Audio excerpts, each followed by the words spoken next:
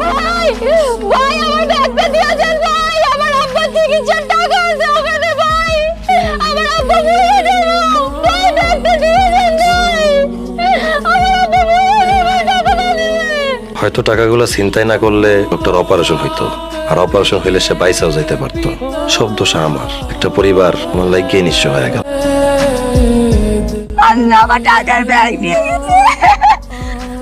আপনি আপনি কেন আপনি আমার ব্যাগ চুরি করছেন? জি, আমি আপনার ব্যাগ চিন্তাই করছি, এখন আইসি আপনার ব্যাগটা ফেরত দিতে। আপনি একটু চেক করে দেখেন সবকিছু ঠিক আছে কিনা, আর পারলে আমারে মাফ করে দিয়েন। আস আজ থেকে তোর এতি হয়ে গেলি রে মা, তোকে বট গাছ আর তোকে ছায়া দিব না। তুই হয়ে গেলি রে মা।